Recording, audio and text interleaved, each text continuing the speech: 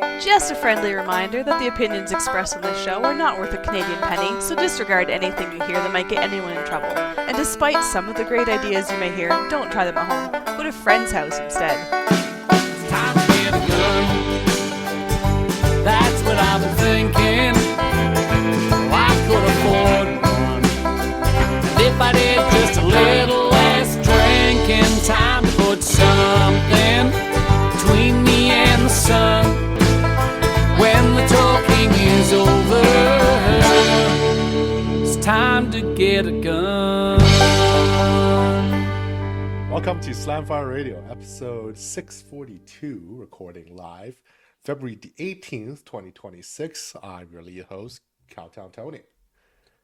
I'm Adriel. I'm Kyle. Yay, not rehearsed.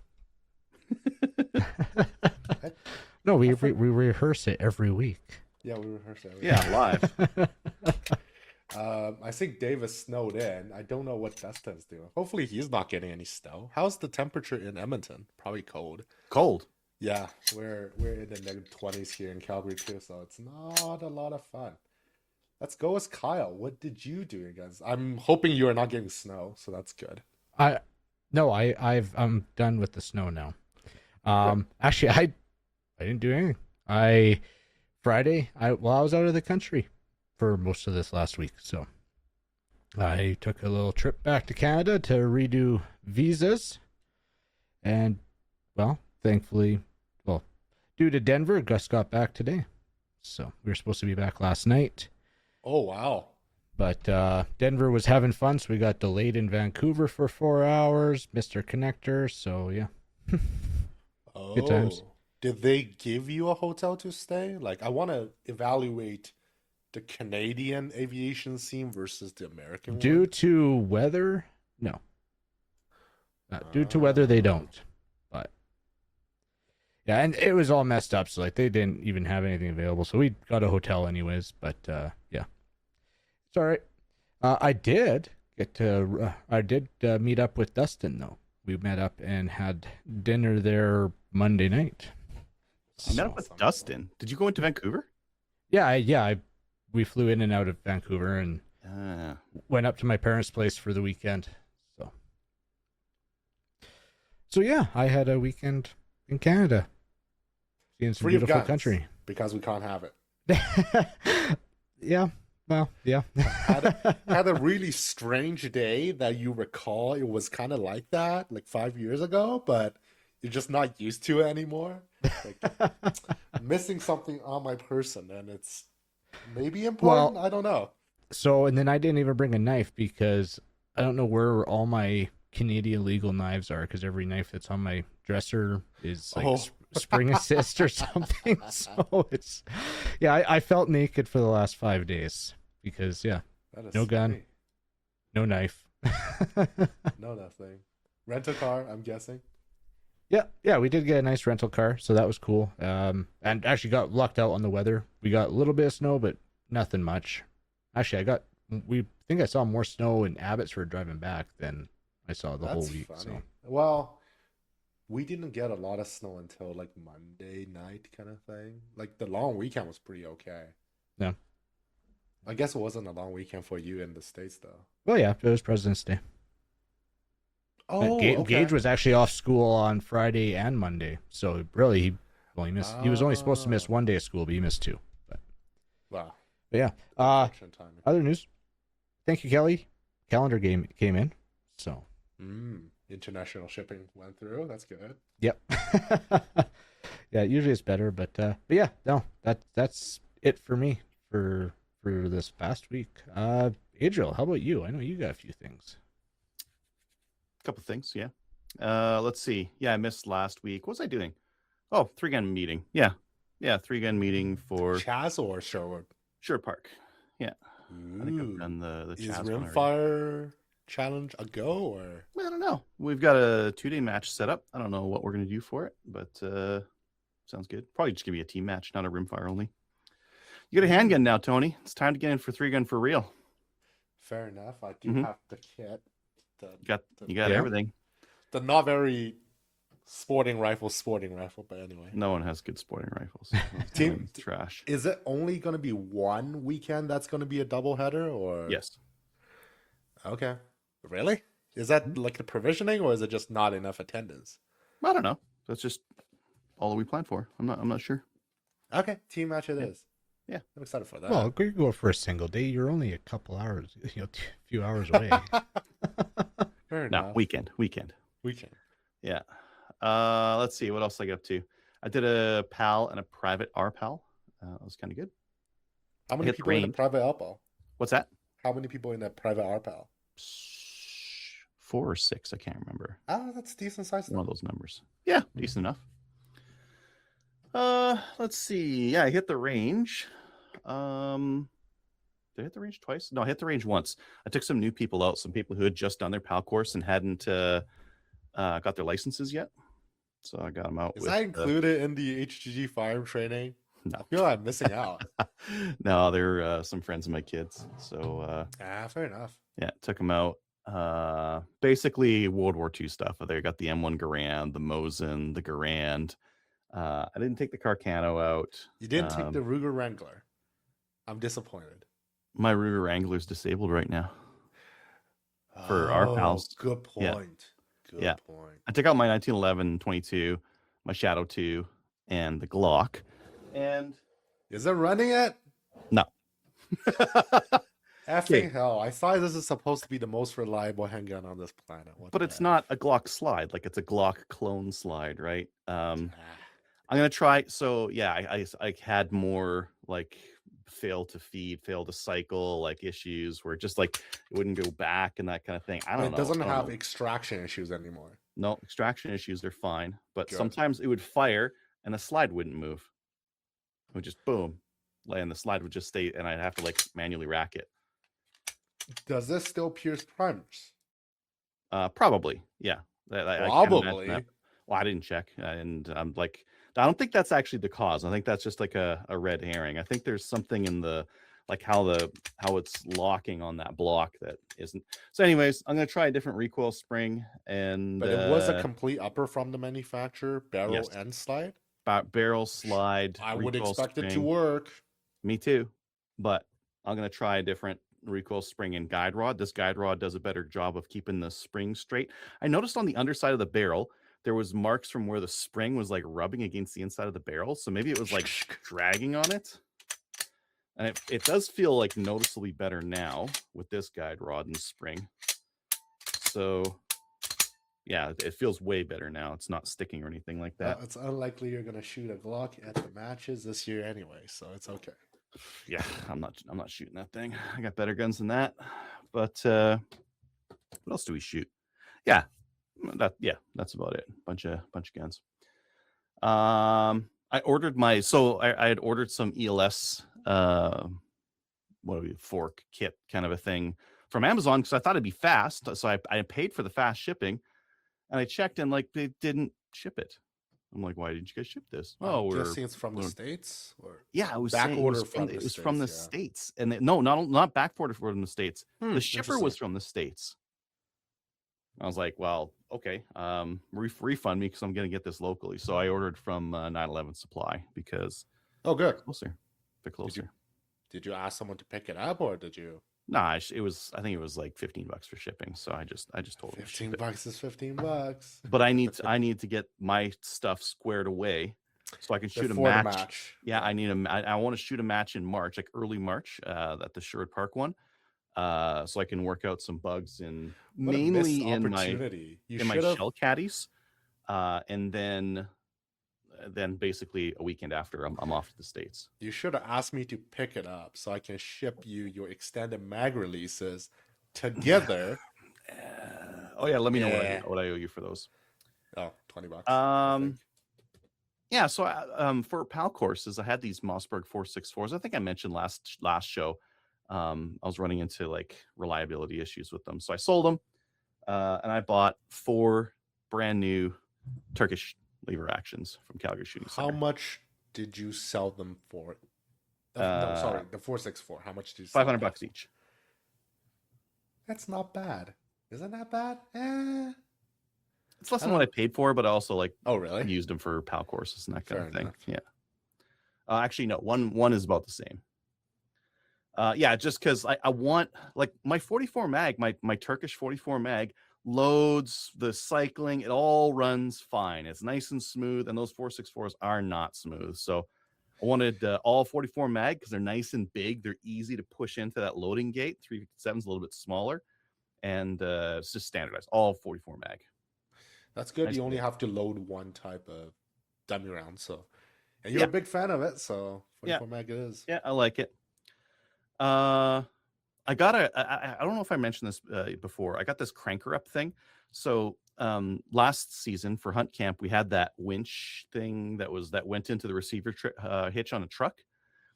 It's pretty big and bulky because you've got these long lengths of square tube steel that you need to carry in the back of your truck. So it takes a bit of space. So I got this cranker up. They emailed me and they're like, "Hey, you want to try this thing?" I was like, "Actually, yeah, I kind of do," because we're using like this really big, bulky winching system. So theirs is made to use. You find two trees, you put a cross post along the top, you strap the top, you strap the winch on the side, and then pulley. So Warning, we just not suitable for a Puri hunt. for what If period you, hunt? No, for a Puri hunt because you won't have trees. Sure, yeah. Well, we'll have trees where we're going for Fair hunt camp. enough. Yeah. So so I got that. I might go do some spring bear, so maybe I'll get to try it in the spring. And then When is spring bear? What's that? When is spring bear? When the snow thaws. Oh, I don't know, something like that. Okay. And then a guy reached out to me, said, "Hey, I got these guns. I don't want them anymore. You can have them." So I went and picked those up the other day. This is an Ivor Johnson Champion. It's this one. I figure from like the marks and that kind of thing, it's between somewhere around like 1901 to 1910, somewhere in there. Whoa. It's a 20 gauge, and it is well loved. Look at that muzzle. Look at like the crunchiness around it. And then the How other do you thing, manage that? That's great. It won't return to center. What? no, it's not even close. If I had a light behind here, you could see like there's an air gap at the back here. Oh, It's For the it's listener, shot the out. barrel is kind of like drooping a little bit because it's not Well, it locking doesn't- into the receiver. It doesn't. Well, no, it locks in there, but what it doesn't do is there's a gap right there. There's a couple of fixes to this. You can replace the pin, or you can weld a shim onto the like the hook that goes onto the pin. Actually, I could just pull it out and show you. You can weld a shim on there, on that hook there, or you can replace the pin because you need to tighten the lockup because it's not good enough, right? So one of the two things. I'm potentially just gonna use this as a PAL gun though, because it's a single shot. It's gonna be a pain to get going again. And I don't know, it's a nice little 20 gauge. Works just fine. The only thing I don't like about it is that this like sticks over here, which doesn't auto close for you. So yeah, it'll go. That works fine. Why but does if it you spring to the other side? Now I'm really confused. and it Just don't push it too far. Yeah. Yeah, don't push it too far, right? Anywho, cool old gun. Well loved. Just while we're on the break actions, there's a Winchester 37, which is a Golden Cooey. trigger. It's a what's that? Golden Yeah. trigger. Golden trigger. Ooh. Gold, pure gold. It's a Cooey. This is made by in Canada by Cooey. Yeah. Everyone recognize what's going on here. Oh, it goes the other way. Yeah, It does goes like a the other Cooey, way. right? It's a Cooey then. Hey, it's got an ejector in there, hey, just like a Cooey, right? So, That this looks one, like aside in a from lot some, better condition too. aside from some safe kisses and like some spots where the finish is like worn down, The wood. I think this thing's unfired. Really? Yeah. It does look from the video. It does look very clean. Like there's no bluing loss per se. Yeah, there's a couple scratches here and there, like especially around the trigger guard and that kind of thing, and some spots where the finish is worn away. But I don't think this gun was shot.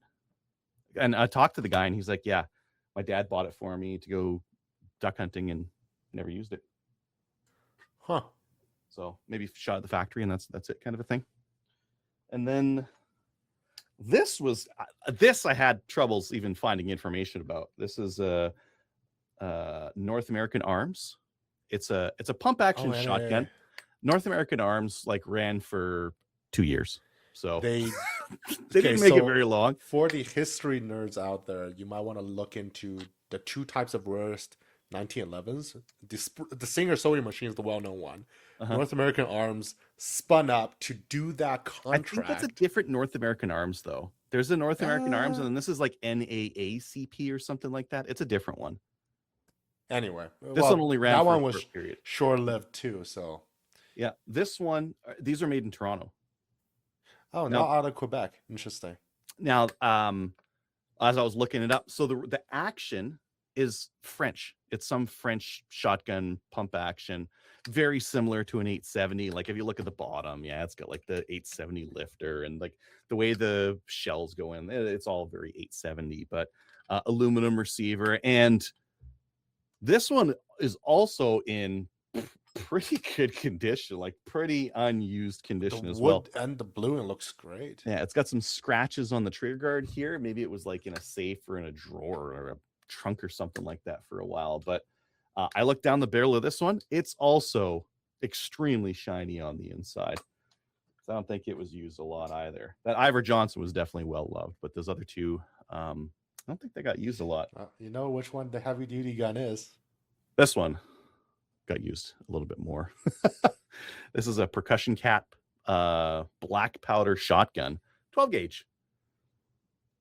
So golly. Yeah, it's a wall hanger. You're not going to want to use this thing because who knows what kind of charge you can put in there or anything like that. But 2 trigger, 2 hammer, external hammers. Yeah, external hammers. Well, yeah, and pretty interesting. It's got some pretty unique like engraving and inletting and that kind of thing on it, which is kind of nice.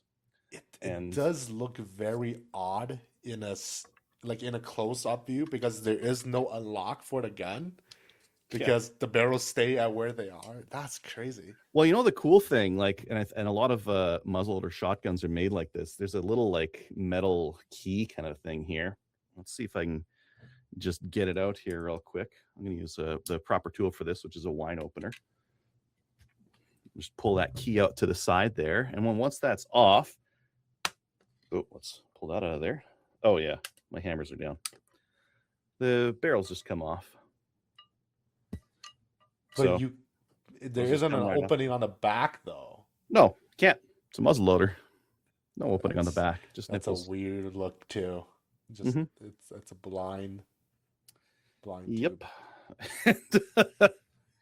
When you look back here, let me just put a little bit of light on. Sorry for the audio listeners, but when you look at the steel, it's wow. That is well loved. Yeah. It looks crude in my opinion, but I don't think it is. I think it's just been beaten up a lot. I think like just from cleaning and using and abusing, because like this nice flare out here on this side looks good. It's missing from the other side because it's been broken off. That hammer has got brazing on it, so it's been that's been replaced. It's been redone before. Yeah, that one's like, and if you look at the hammers, they're actually different. This one has like this little nub on it. This one no nub. This one's got really nice checkering on it. This replacement one has really crappy checkering on it. So at some point they replaced the one hammer because it broke off, and they kept the thing going for a while. Then that's an interesting piece. Could be only gun in the family or something. Wow. Silver barrel at this point. No finish. Goes together really easily, right? But you guys know what it's like to load one of these, right? It's a lot worse than loading a normal muzzle loader. First, you have to pour your powder in both. Next, you have to put a card over top on both sides. So you're going to put a card on there. That's going to hold the powder down. Then you put a fiber wad on both sides. Push that down. Now you're going to weigh your shot. Pour that down both sides. And now you have to put a card on top of that on both sides. Now you have to come to the back, put them on half cock, put your caps on. And when you're ready to shoot the ducks, pull them to full cock and take your shots. I would have only shot round ball of it. to be very fair. So I don't Round have ball. to do like It's a I don't have shotgun. right, but like slug balls only. I'm just not gonna Whoa. Hmm. I'm I don't just know. not gonna do the wad thing. I don't know. Oh, that's not a lot of wall. No, they're very, very thin on these things, and they're pretty corroded on the inside there. So Probably I designed to be a bird gun. It's not designed for that. yeah, I don't think I'd be shooting any slug balls out of this thing by any means. I don't see any choke on the end either. I measured the end of them, and they're like 0.735, which is That's that's on the big side for a 12 gauge bore. Never worn mind. out. Oh, yeah, but cool piece. Like there's a piece of paper on the side here that kind of purports to know the history of this. So I guess they might have taken it to a gun show to take a look at it. Interesting. It's just taped on there. Designed for the London market by a small producer in the early to mid 1800s. In Belgian. Yeah, so like 1800 to 1850 kind of a thing. A lot of the marks are like are worn away. I think it says Purdy or Purvoy or something on the side. It does say London on the top right here. And on the bottom it says JH. And I looked up, there was a JH out of London that made shotguns. I don't know if they made this one or not. I don't particularly care either, because of the things I care about in guns, like dating really old stuff is not really my cup of tea. But Fair enough. cool. Like what I want to do. So we were just discussing before the show, like how do I disable this thing for a PAL course if I want to take it? I think I'm just going to remove the nipples and be like, good enough. Like we don't need to. A, like good luck loading this thing, and B, if you fire it, good luck to you, because I wouldn't Might trust blow up this in your thing. face. So Yeah, we'll see about that. I would not trust this gun to fire it unless it was like a powder puff load, and even then, like, I don't know. Anyways, it's The gangsters out there is going, smokeless powder, black powder, same, right? Tight group. Gangsters have Yeah. smokeless powder. Oh, No, they'll be Yeah. like disassembling a shotgun shell to pound it down there and that kind of thing. Anyways, yeah, cool guns. Yeah, I think one or maybe two of them might be good for a PAL course. This Mallard, like the guy's got the bolts. I'm just waiting for him to get that to me, but it's seen so little use. I just wonder if someone would be out there looking for like the shotgun they had as a kid or something like that, that's just been like beat to hell and is unusable, because this thing is in like minty It's in condition. really Like good that, condition. the side of it, this is aluminum. This is just an aluminum receiver, and it looks fantastic. Aluminum So, doesn't rust though, so yeah, it doesn't rust. does well, help. and but the like the coating the that they finish got is on really there, good. It's yeah, the finish looks black, white, fine. Yeah, through and through. the So barrels, the finish is like worn on it, but I don't know. carried a lot, shoot a little, maybe. I don't think But then you carrying a would have lot. seen, yeah, I think maybe I think in like a farm field, maybe it's not rubbing into anything. I don't think that shotgun was used very much. I think it just stayed in a safe or stayed at home or whatever. Anyways, that's all for me. What about you, Tony? Well, I'm gonna put Thomas's listen to Thomas's comment on here. April 1st to June 15th for Spring Bear. That's not Spring Bear, that's Summer Bear for June 15th. Jesus. I guess then in that regard, like the blank period in the middle is not as long as I thought. I didn't do much for guns. I was in Vancouver last week, so but I'm starting to ramp up production for 223 again, because I need to shoot more 3-gun, and my primary is still in that. And for the listeners who are curious, my go-to is the Lee resizing lubricant, despite having 2 stuck case with it, because I think Lee themselves is doing a disservice to this product. If you have any Lee products and you have any reloading thoughts about them, I will highly suggest you going to the Lee instructions and knowledge base page, and they will tell you on that page you can use water and alcohol to thin this down and use it in a spray bottle, which I find to be way more effective. I tried in the very beginning when I got my Lee Challenger set, and it come with a tube of this. I'm just like, okay, read the instructions, rub it around, stuck case. You get the whole idea. It's not very fun. But if you have it sprayed on, it's a lot more effective. It is actually a Castrol, so like a British Petroleum product. It's designed for industrial, like metal drawing and stuff. So it is pretty decent stuff. And I know a lot of reloaders out there swore by lanolin, but I actually found lanolin these days to be pretty hard to find. You won't be able to find that in every single pharmacy. Amazon does have some, but the price does seem to fluctuate. I haven't done the math yet. I'll probably do a full video on the whole price breakdown on if buying resizing lubricant is actually going to be more cost effective than just having lanolin lube or not. Another discussion I want to talk about is I think like cost effective. Who cares? They're all cheap. considering I the mean, a amount tube to like that use.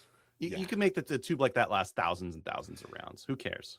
Well, I want to say about 3,000 rounds of 223 is all I got out of it, which is decent, Plenty. I guess. That's plenty for what, $6. So per round, it's really not a high cost. Another discussion I want to have is one of my colleagues who never had guns, but he had a PAL that got expired. So now, how does he renew?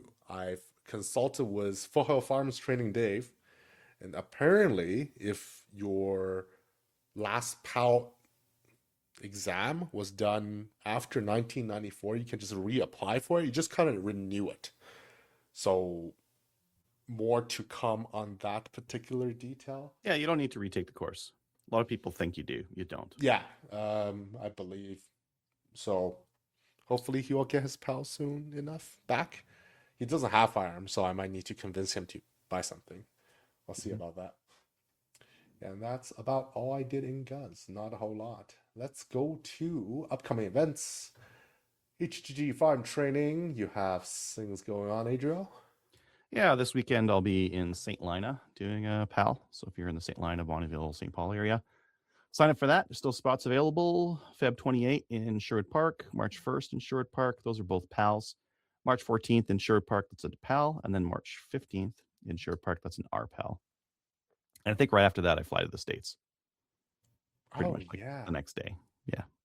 Oh, God. So you got to pack your bags.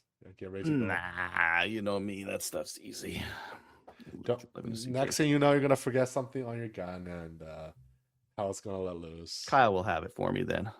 He doesn't have a Shadow 2, so you want to pack all your Shadow 2. No, I'll guns. have a real shot or a real pistol for him to use. Fair enough. I had to throw that in. 3-gun matches. March 14th, Chaz opening. It's open. It's open already? Yeah. Awesome. And as we mentioned last week as well, Simplified Division this year, Mini Rifle and PCC has been combined together. You have your Clipazine for your Milsurp clip-fed guns or your manual action magazine guns, or open if you're shooting one of them Turkish 223-308s, I guess, semi-autos. And then a Sherwood Park, I believe we're going to be running one. Let me check if it's on the calendar. March 7th, I want to say. Ooh, you beat them by 1 week. Heck yeah. I selfishly requested that we do one on the 7th. They're like, should we do it in March? I'm like, I kind of want to do one on the 7th to shake out my gear for this match. Oh, Like, fair sure, why enough. not? You're gonna be teaching a PAL on the Chaz one, so Mm-hmm. Yeah. Either I get someone else to do the PAL for me, or I go to this one, and I'd rather do this one then. Yeah.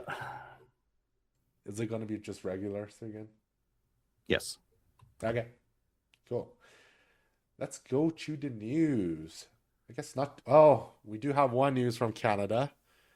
The alleged retiring Conservative MP in the Edmonton area, Edmonton Riverbend, I want to say. Mm-hmm.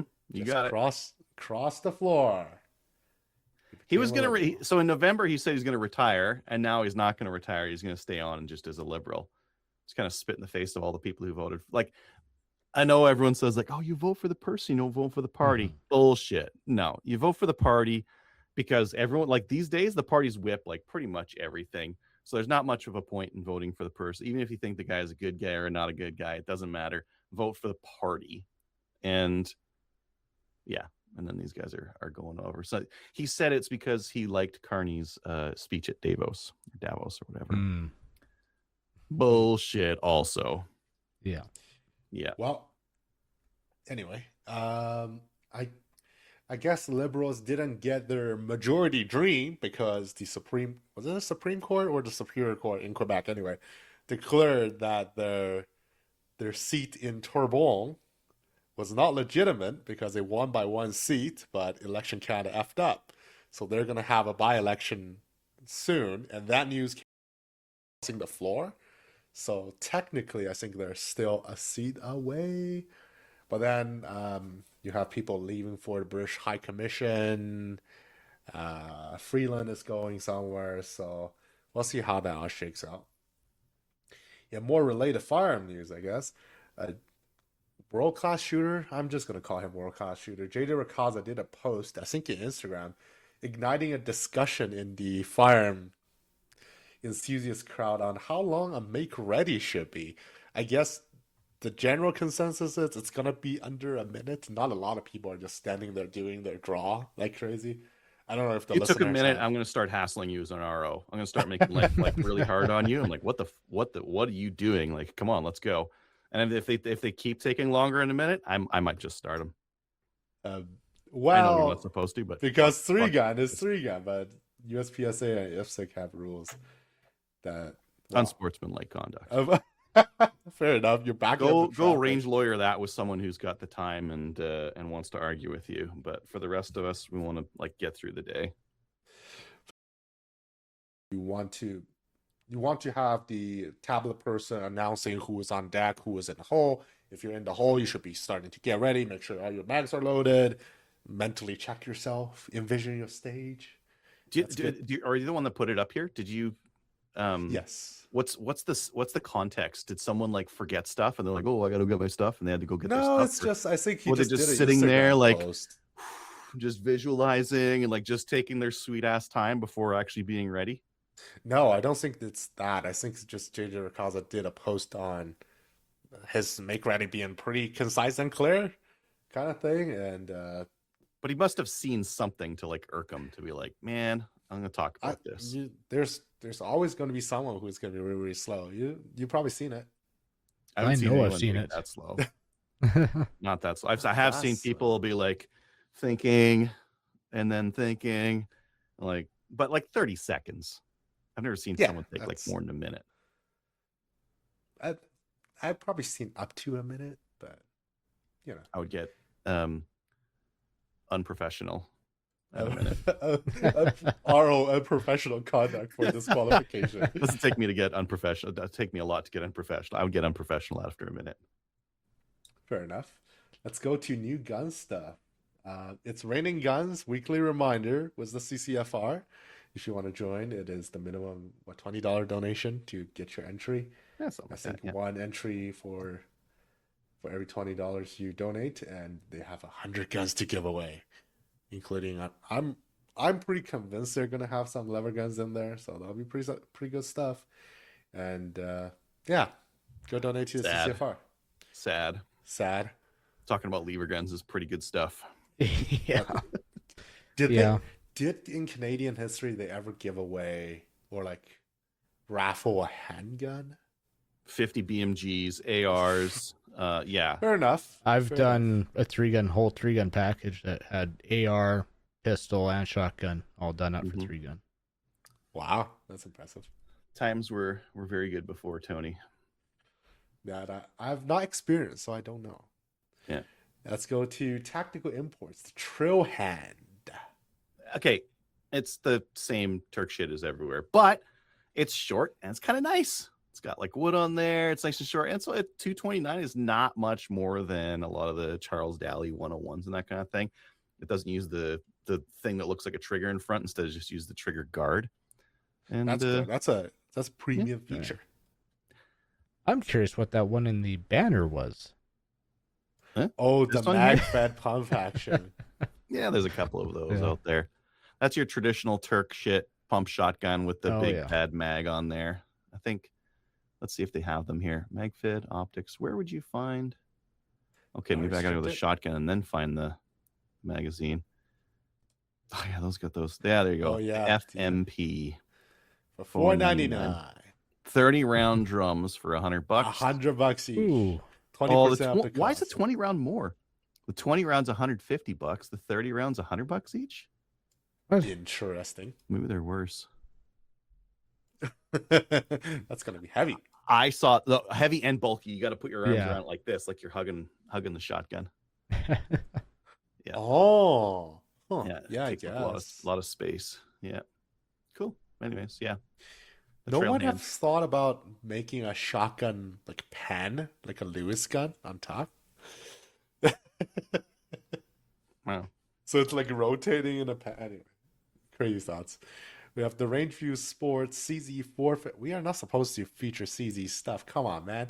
CZ457 Hunter Strata camel pattern. But rifle it's got a muzzle brake on it. on You the need one of those on 22. your 22s. Yeah. You should also get the CZ457 chassis from SBI. And Only one not remaining, spend this much money on the $1,000. tandadized one with the camo stock. Just get the basic one for a lot less.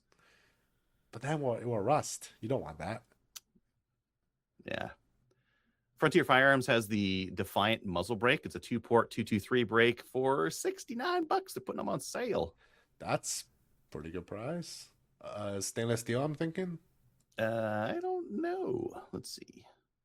Compact, blah, blah, blah. I don't know. It doesn't say. Looks stainless. Looks stainless. 223. Yeah. That's a really good price for a brake, though, regardless. Yeah, for sure. Calgary Shooting Center's got some Renicky slugs in stock, which apparently they go through an engine block. Okay, neat. Okay. In case you need to stop Cool. an engine block or a deer. Yeah. Not the car, just the engine. Oh, the the engine car, has just to the- get out of the just- car. And you have to shoot just at the spot where it's thin. Yeah, the thinnest part of the cylinder. Yeah. In, Yeah. in case your diesel engine is trying to run away from you, There we go. You can- Perfect. you can Yeah. one shot it to kill it. Mhm. Calgary. Okay, I noticed this. I was looking through their clearance to say, they got anything interesting? This is kind of interesting. They got some Steiner Predator 10x42. These are called Poro prisms, right? Instead of a roof prism. So they're a Yeah. little bit wider. I heard that these give you better field, better depth perception. The Poro prism with the wide Interesting. eyes. Yeah. I saw these are more of a more old-timey design, so to speak. They are, because they're a lot heavier and bulky. Like you cannot find a chest pouch for one of these things. They don't make them. You got to get a roof prism style set of binos for anything. I'm that'll- pretty sure if you ask World War II Germans, they figured out a way to put it somewhere. Well, you could it's run gonna a be a harness. while. You can just run a Ah, bare fair. harness and just hook onto it, but it'll just be it'll be on your chest, just bouncing around or whatever. Any case, Northern Elite Firearms is doing some sales on some magazines. There's only a couple here that'll be a good. If you have a Ruger SR9, let's say, okay, you and your friend have a Ruger SR9s and you don't have enough mags, you can get a 10-pack for $269. That's a great deal for a magazine, not gonna lie.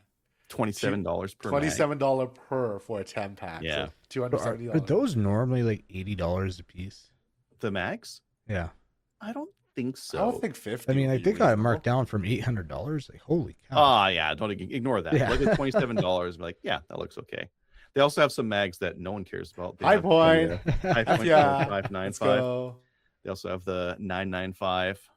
Yeah, TS. $250. You have one of these. No, I don't. I don't know Oh, what you're talking about. oh yeah, true. I thought you had it for a power. I had one before. I reviewed it. One before. Yeah. If you've got a 50 AE, this is the cheapest I've seen it for a while. What is this? Frontier again? No, Northern Elite. Northern Elite has Hornady 300 grain, 200 rounds for $400. So $2. Wow, that is a good XTP price. I wonder if it's cheaper to buy this and then export it to the States. They got XTP bullets on them too. Like no joke. Like What are you just gonna there. do with it? I don't think I don't know. there's a 50 AE rifle ever made, so Not that I'm aware of. you're gonna be shooting at gel or shooting at gel. Yeah, those Steel paper targets. targets will never know what hit them though. Yeah. Fair enough. Yeah, that's a really good price. Solely Outdoors, I don't think these are great prices, but I haven't seen surplus 762 by 54. There's not a lot of places that sell it these days. So Solely Outdoors has 762 by 54 R. 100 rounds for $70, so 70 cents a round. That's not bad for Mosin ammo, I want to say. Yeah. And Solely Outdoor, if you spend enough, I think they free ship ammo too. So take that into consideration. Yeah, they got some 762 by 39 non-corrosive for $14 a box. This isn't as good a deal. I've seen this stuff when it goes on sale for $12 or even $10 a box, but yeah, they got both, I guess. Tenda's got 124 grain S&B ammo, a case of 1,000 for $279. That's 9mm Luger. Ooh, wow. I thought we're not supposed to talk about CZ companies. Skip. Okay, fine. Good deal. Is a good deal. They've also got some PMC X-Tac. That's actually a 308. really good price. Yeah, 147 grain for $5.99 for a case of 500. That's good. I think that's about That's good. $25 a round. This is really what I should be running in my M1 Garand instead of the Nork stuff that I have been running. You should do that. But I want to run out of the Nork stuff first. No, you shouldn't do that. You should run this at BOA. And then Well, I've got a Hurtenberger, so I think what I'm going to do is just because Hurtenberger's boxer primed, so I think I'm going to, at least it's brass case. I don't know if it's boxer or Berdan primed, but I'll sight in, make sure it's zeroed for the Hurtenberger, and I'll run that stuff instead of the Nork, because I was running that stuff on the weekend while I was at the range there, and it was giving me all, like, the flames that come out of that thing are crazy, and that's a long barrel. It's not like a short barrel by any means. And if you're still looking for a surplus, if you're sad about like Mosins and SKSs being expensive, have no fear that the Carcanos are still $300. Tenda's got them for $309.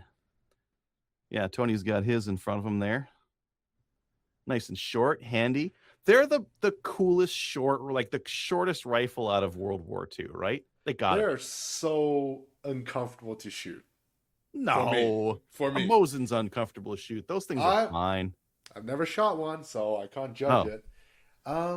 What is the other short World War II rifles? There aren't a lot of them. There's the short Russians, the M30, M44 Mosins. Those are collectibles. quite. They're Those are very expensive. heavy though. They're heavy, and the action's not very smooth. The number 5s are expensive as well. Those are short. That's about it. The Not as short. 98Ks aren't even that short. So Maybe all there's things some short- considered, I think these are the new Mosin in a sense. They're still affordable. The ammos are not as easy to find. There isn't a lot of. It's doable though. It's doable, and if you have a reloading press, you can start learning on that. The materials are not too bad. I wonder. Actually, you know what? I bet you Tenda's got 6.5 by 52 as well. 6.5 by 52. Do you have it? Inner surplus will for sure. Oh, they got brass and they got a die set. Okay, well that's half the battle. And oh yeah, look, Tenda's got it for $36 a box. Not even that bad. That's fine. It's fine, but it's not as cheap as the. This By is 4R. this is cheaper than most centerfire rifle ammo of that size. True. Like if you get a box of 308, it's usually $30-$40 somewhere in there. Yep. Get a Carcano. And then Get a the Carcano. clips you can get from a variety of places, but yeah.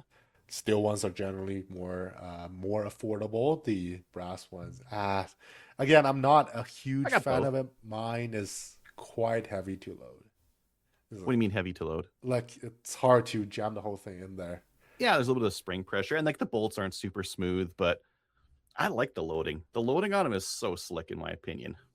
Put the whole thing in, run the bolt, keep going. It's kind of like an M1 Garand, right? Put the whole thing in there. I just have found it to be too much resistance, but it could be my weak thumb. I don't know.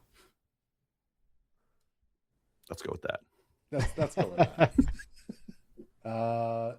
Let's go to our main topic. We're finally gonna do what did people buy from our sponsor link. It's gonna be great. It's Oh, you guys didn't cover it last week. No. No, it is from good, July okay. the 1st to January the 31st, 2026. July the 1st, 2025. Time does not flow backwards. And it doesn't capture everything because I bought some stuff through it and it didn't work. Huh. Okay, interesting. I think Maybe if you like log in or if you've like purchased before, it might only work for like new purchasers. I see something on there that I bought. Okay, good. Yeah. So we surprisingly we have a lot more Brownell stuff. All right, let's go with the Cabela's and Bass Pro Canada stuff first. RCVS Case Lube 2. Is that a lube or is it a lube applicator? I need to find out. Here, I'll share my screen so that people can, if you're watching live, you're watching on the video, you get to kind of see what's on the list. It's actually I think it's just Case Lube. Yeah, Yeah. it's in the, like an eyedropper thing. Interesting.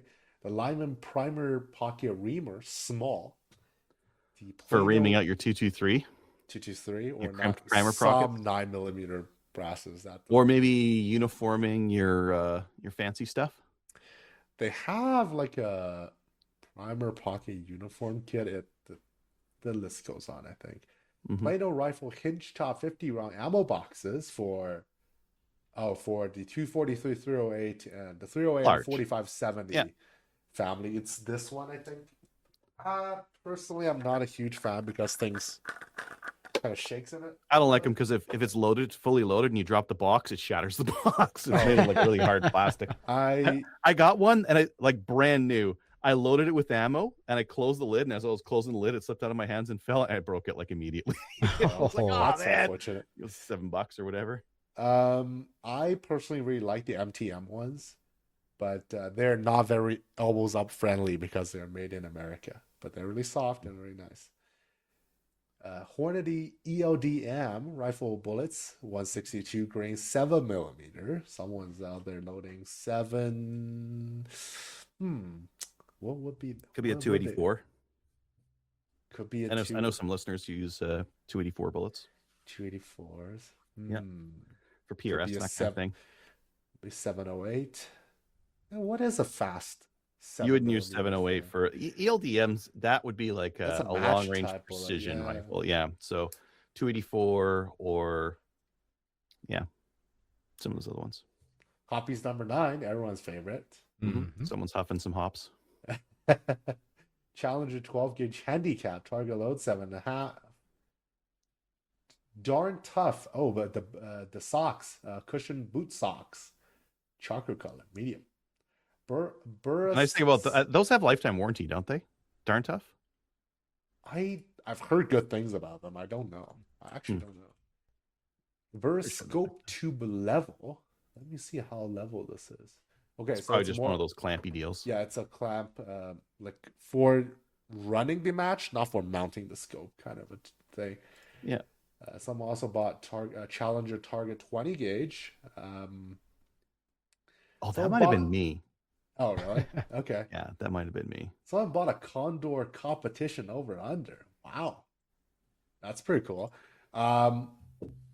Actually, I don't know how the Condor competition would do. I haven't heard a lot of people shooting them.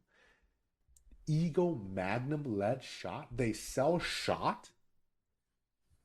I did not know Bass Pro sells shot. Apparently they do. Yep. Apparently Graphite they do. coated, high antimony. Apparently Bass Pro does. Oh, maybe they do. They still do $84. I'm looking at it right now. for- Yeah. For 25 pounds. That seems pretty good. And if you pick it up, it's going to be free shipping. So that's good. And then some more 12 gauge handicap. Back in the long ago, before I even went into metallic cartridge reloading, I did the math on reloading 12 gauge because that was the only gun I had at the time. And I found out it's pretty, like, even if labor was free, I'm still losing money by doing it. I'm pretty sure. Yeah. That's what So- I found too. Unless you need like a specific load. If you're loading some kind of a crazy slugs or maybe TSS, like some Tungsten, more yeah. specialty stuff. Yeah. Otherwise Or slug. You you're not. can save money doing slugs if you cast those like Lee drive key Yeah. slugs or something like that. Yep. You can save money doing that, but it's not worth it because you can get those score low recoil slugs for 80 cents a slug, or it's like $2.19. They're on sale right now. $2.19 for 250 slugs. I don't know what that math is, but it's cheap. It's pretty cheap. On Brownells, we have Raven Concealment System, holster full kit for Glock 17, left hand, 1.5 overhook. Not sure what the overhook is. Oh, It's just a belt clip, I'm basically. I'm pretty sure some of these are mine. The Ultimate Rifle Die 303 Brish. I think that's mine. Uh, I'm pretty sure but this I next one's yours. no, BCG? I did not buy a Brownell's 450 bolt carrier group. So somewhere out there, a listener is building a 450 Bushmaster. Probably more fun than mine because it probably goes tick tick if you press the trigger twice. Uh, yeah, Brownell's 450 or 458 SOCOM bolt carrier group, and I tried it. Mhm. Oh, it could still be me. They returned it on me because they can't ship it into Michigan. Ah. Oh, it So it might be could- because it there was could a be bunch of me. returns. There was a bunch of returns on the Brownells. Oh, interesting. Okay. Aero Precision M4 E1 stripped upper receiver. That's definitely not mine. Ah, okay, got it. It doesn't come with the handguard, does it? Oh yeah, it's got the handguard. Stripped upper comes with handguard. Or oh, that's a stripped upper. Okay. Interesting. Oh no, Well- that one isn't mine then, because yeah, that has no forward assist on it. Oh yeah, it's a slick one. Volcorson. Actually, you know what? I think that one actually still is at my place. Oh. I think that might be Craig's. too much internal selling. Volkortsen Ruger 1022. No, not Polo. internal selling. I'm not selling any of this. No, as in like we're using our own promo link. Oh, Magpul Type 1 sling mount kit. So for your Magpul stocks that doesn't come with the QD cups. Get the bulk QD cups from Brownells. Don't buy the Magpul one. Get the bulk ones and just epoxy it in there Why are you so a fan of the epoxy? because they're $2, not $20. You can get a. You can get a. I got 20 of them for $20.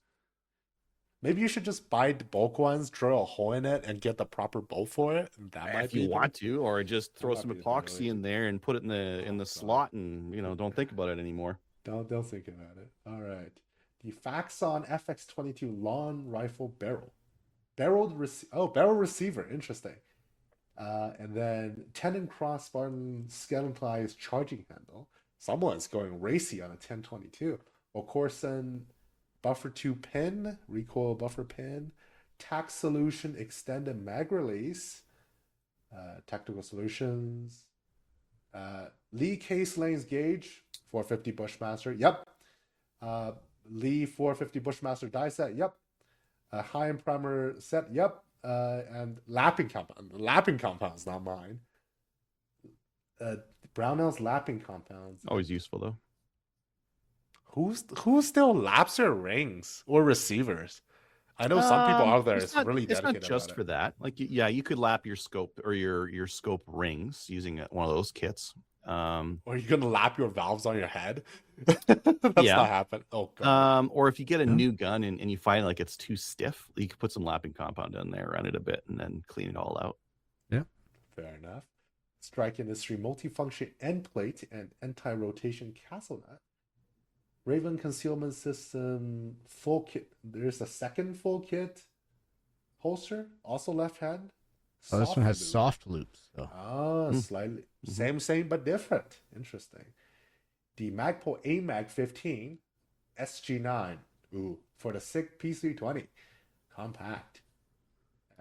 And okay, so I'm guessing this is from the same order.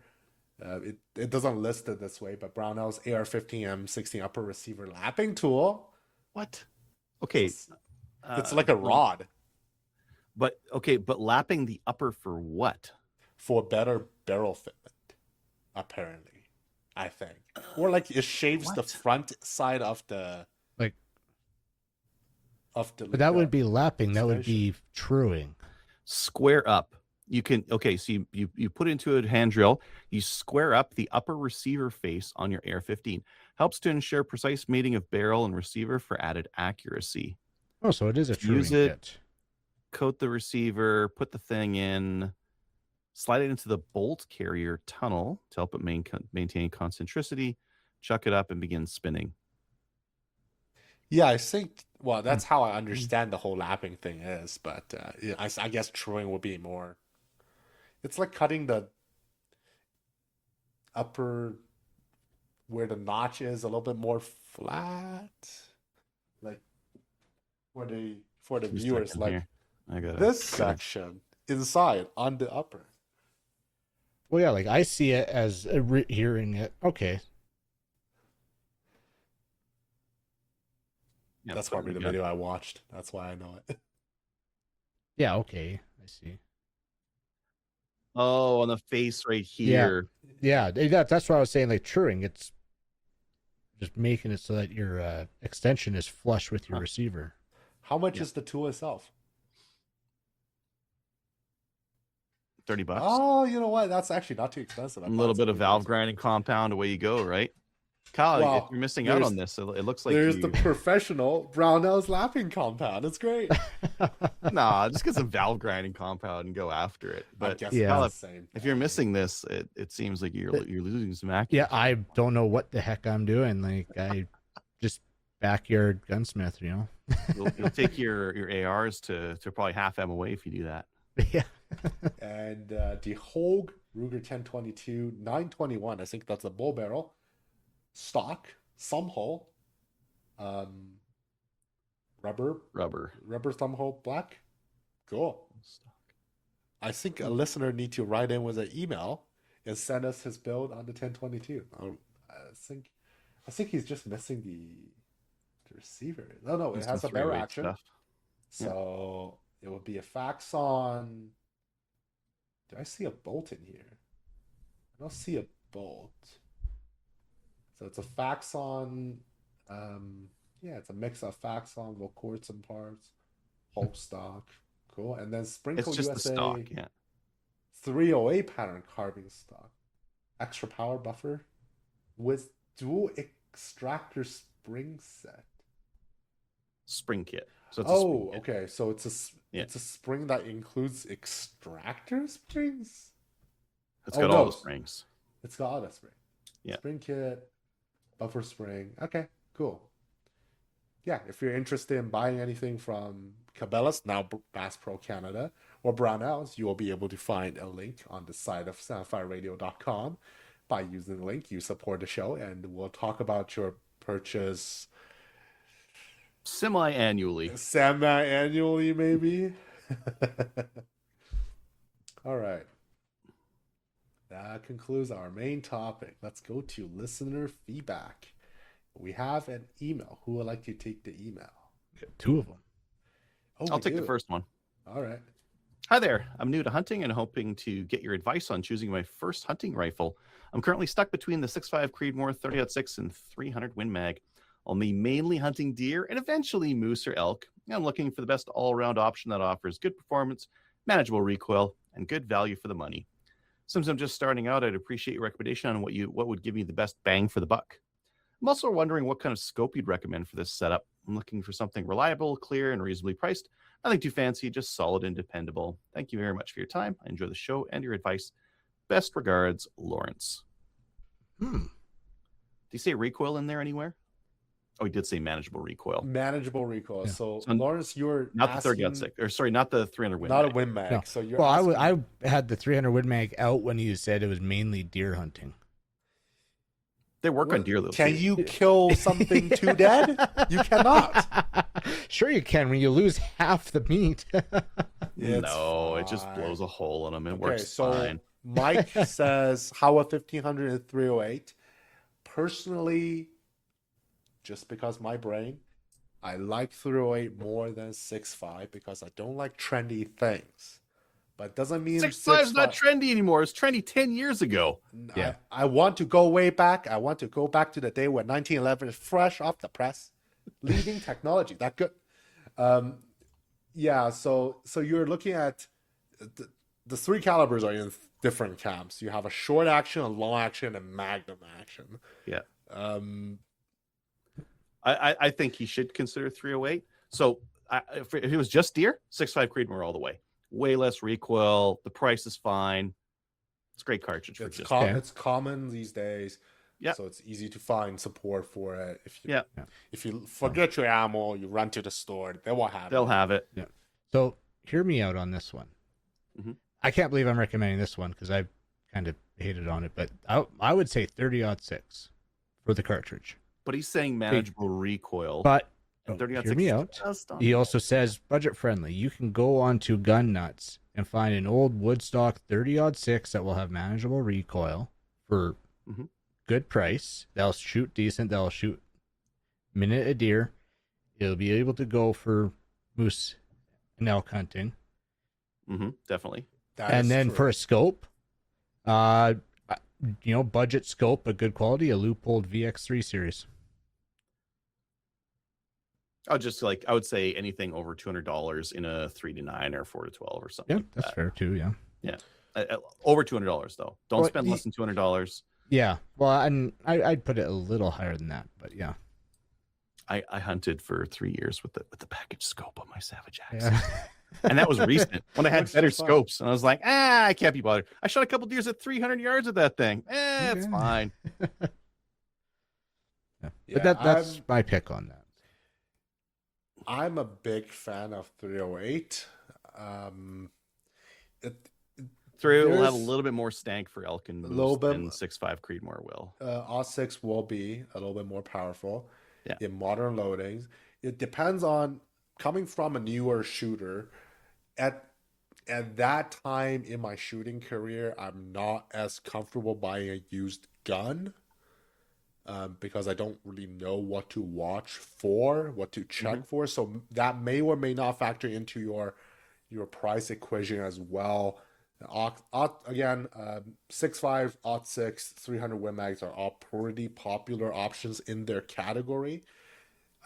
If you're buying new, however, do check. Some guns do have a difference between short and long action, and you may prefer one versus the other. I believe Tikkas are always going to be a long, like Savage Axes as well. They are only going to be a long action length. So even if you're in a 6.5 or 3, like in a 308, you're not really getting a benefit of a shorter stroke if that something matters to you. And the longer cartridge will load a little bit nicer because it's a little bit longer and skinnier. It's not quite as blocky. Like I find with Savage Axis and 6.5, every once in a while, I do get it jamming up on me just because it's a little bit shorter. Whereas with 270 or 30-06 or something like that, never.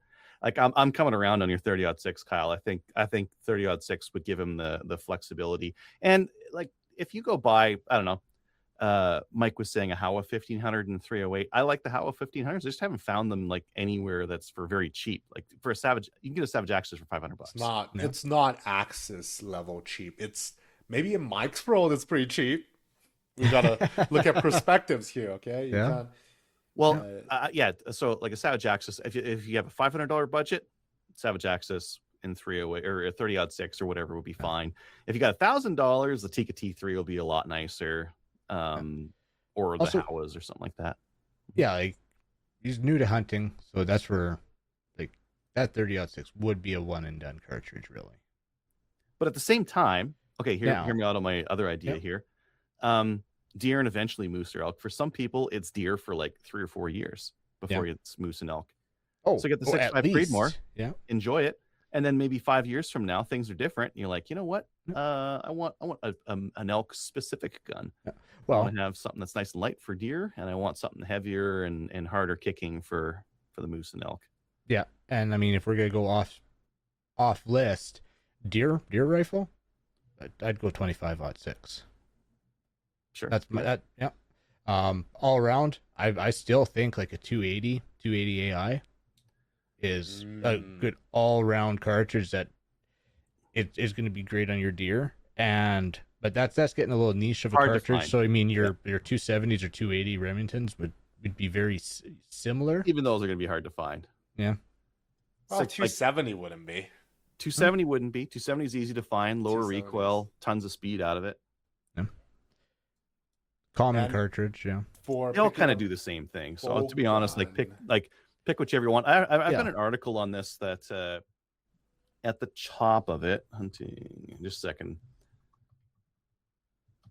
Compared. Okay, I'm gonna put a note on Lawrence. You might want to just go to a store and try this. But for picking a bolt gun, for me, a lot of it has to do with the bolt feel and how much it wobbles like this, and if it will bind up if you push forward. So a lot of it will be a feel thing. That's more of a nice to have if you go to the range a lot with your gun. If you're just loading one round in, pulling the trigger once or twice a year, then it wouldn't matter cares? as much. Yeah. And you this- actually said it, Tony. Budget. Everybody's definition of budget is different. For sure. Let's get this nice and big. Okay, this chart. Again, you can change this by changing the bullet weight in the cartridge you're using, but recoil FPS and recoil foot-pounds, you want to look at these. So yeah, 300 Win Mag's got quite a bit more recoil. Basically, anything over 15 is a pretty good like rule of thumb. Like that can cause flinching in some shooters. So those are pretty stanky. 7 Rem Mag's pretty stanky. 30-06 is like on the high end, but still got some decent capability. Everything else here is going to be lower. 6.5 Creedmoor, quite a bit lower. 25-6, very similar in recoil there, but quite a bit faster with a smaller, lighter bullet. 243 works good for deer too. Every deer I've seen shot with 243 dies. Yeah, as long as it's in the right spot. But if you want to do elk and moose, don't get a 243. Get some, it's a little light. A little bit more. Don't get a 30-30. Like those are. Well, those would be more challenging to mount a scope on. So a lot of people use 30-30 for deer and moose and elk and everything, right? But if you look at look at this chart here and look at the power it's putting out, it's like it's very. If you can get close enough, it's fine. And most of them will be shooting iron sights, so you're not expecting huge range out of it anyway. A lot of people don't need it. You shoot at 100 yards most of your shots on animals, right? Yeah, I guess it would depend on who's doing the shooting, where they're shooting, terrain. Yeah, out in Alberta here, we get some long bombs. Yep. Absolutely. Yeah, and if you're brushing through trees, like weight could be a consideration too. No, if you're shooting through trees, you need to take a better shot or use it. No, as really close if you're walking through trees, like a lot of wooded areas like Ontario, maybe you want a shorter gun. So there are considerations for sure. Yeah. And we have an email from Chris. Kyle, do you mind? Yeah, I can do that. Hello, Slamfire friends. I am a sucker for calls to action, so here I am participating once again by emailing the show. Thank you for your shot coverage. This year was a little underwhelming in my opinion. I know the industry is on fire with zero cost tax stamps. However, the $200 didn't stop me from participating in the NFA. I am sorry to have heard of the attack in Tumbler Ridge. I'm also sad all the extreme gun control measures didn't prevent it. I'm sure having seen its failure, your rationale and wise leadership will reverse the mistake and give you guys universal concealed carry so you can protect each other.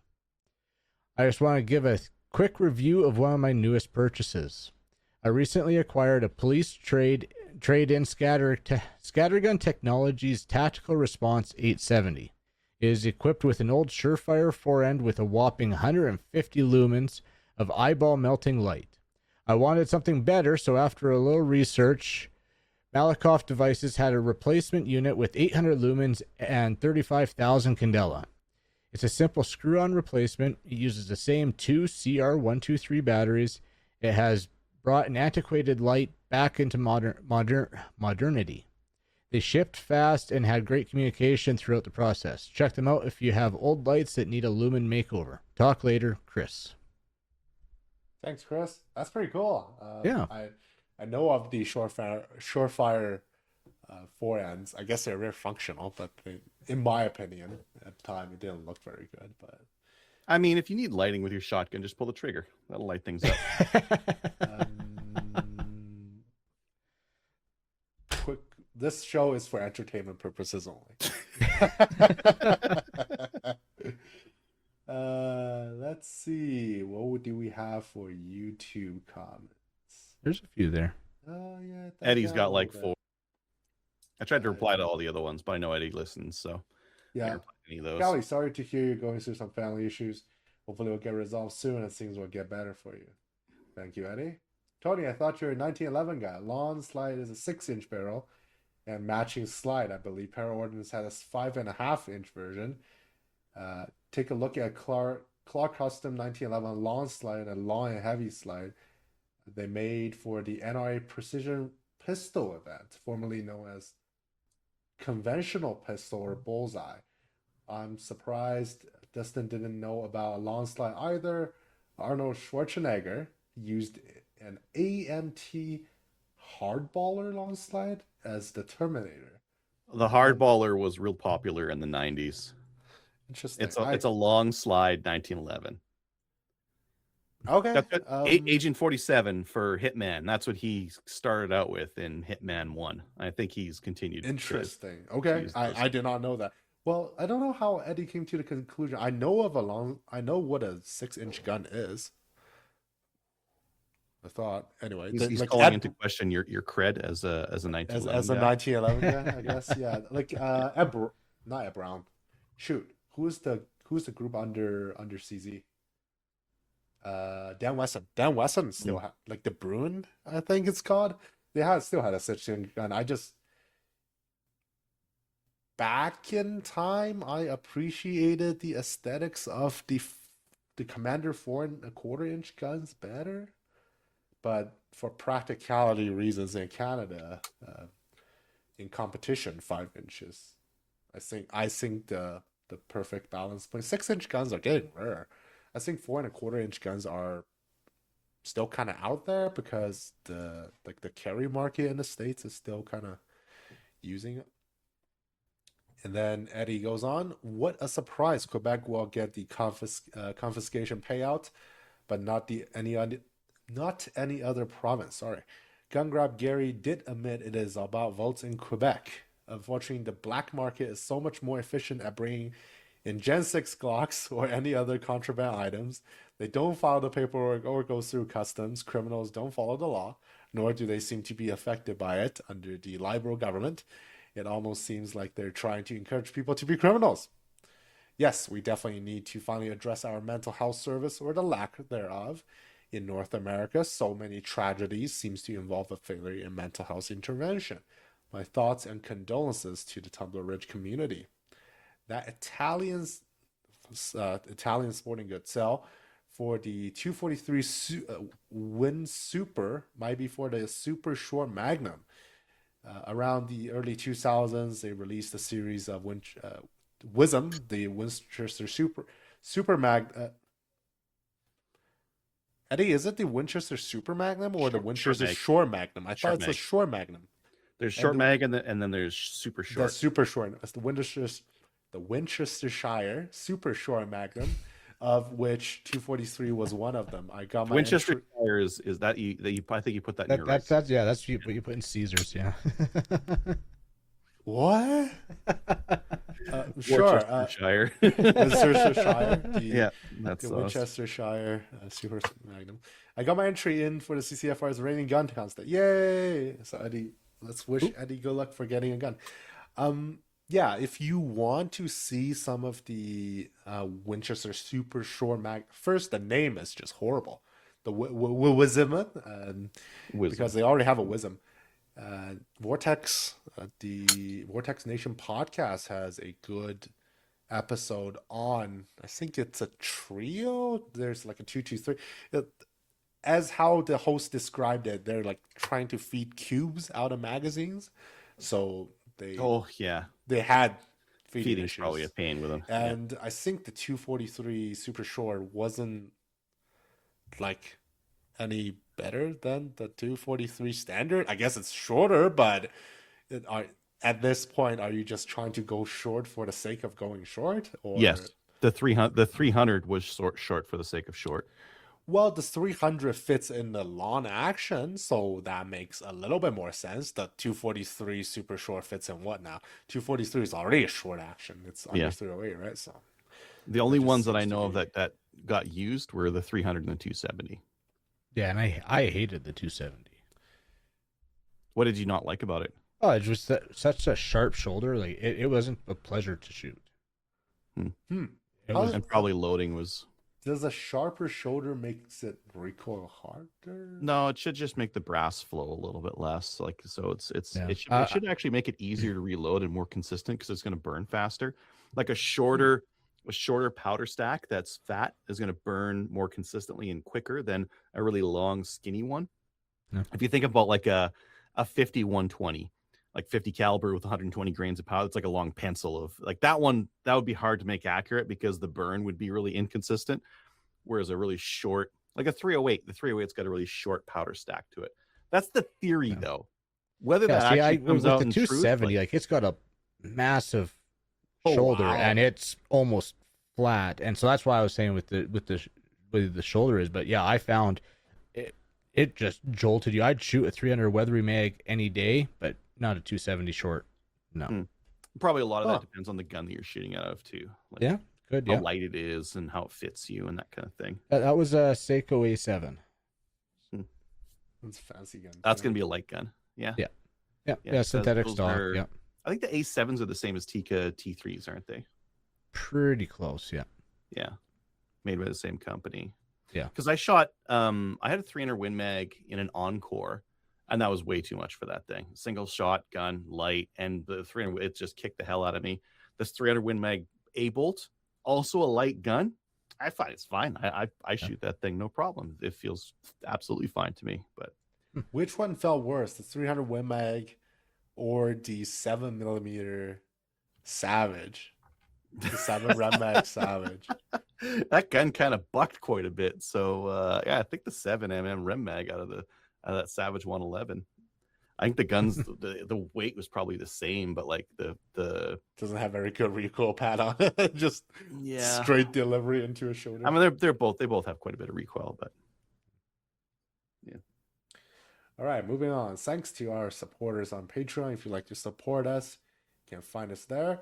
And as we mentioned previously, we have affiliate links to Bass Pro and Brownells. Oh, we have a new Patreon too.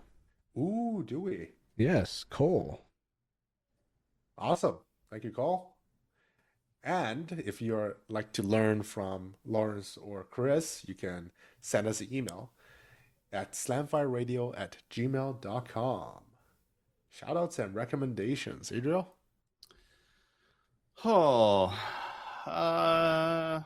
Dave's picking up those guns for me from CSC, so thanks, Dave, for picking up those levers for me. You could ask me. I work closer, you know. Probably, yeah.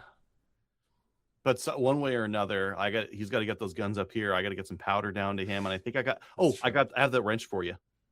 Ooh, thank you. Yeah, awesome. That was quick. Yeah. All right, Kyle. Yeah, I'm gonna shout out Kurt and Chris from Ballistically Speaking. They put out this week that they did their last show. They're stepping away from the podcast, so want to give them a shout out that they'll be missed. And good job for the last few years. They got family stuff. And then I'll shout out Derek and Mike, who's actually watching tonight, for they're gonna take it on and keep it going. So I know they'll do a good job. Awesome. Shout out to Ballistically Speaking podcast, fellow Canadians. And I'll give a shout out to Dave at Full Hill Firearms Training as well, since he was able to answer some of my colleagues' questions. And if you're in the Calgary area looking for a POW or RPOW upgrade, you can find him on the internet. It has been search optimized, so Foothills Firearms Training. Foothill Firearms Training. Yeah. And I'll give a shout out to listener Lawrence and listener Chris for writing in emails. If you want to participate in the show, either learn from Eddie and leave us a YouTube comment or write into our Gmail account. And for topics as well. If you guys have topics you want to do, or if there's a topic you want to talk about, hopefully you know us. Be a part of the show. Yeah. You can write into us, slamfireradio@gmail.com. Mm-hmm. All right, that's about all we have for tonight. Join our Discord server. Watch us on Facebook, YouTube, and Twitch. Join the CCFR. Don't forget to win your gun at the CCFR. And we'll see you next week. That's what I've been thinking. So if you have any comments or questions for the show, please send an email to slamfireradio@gmail.com. Now go grab a gun and shoot something. When the talking is over, it's time to get a gun.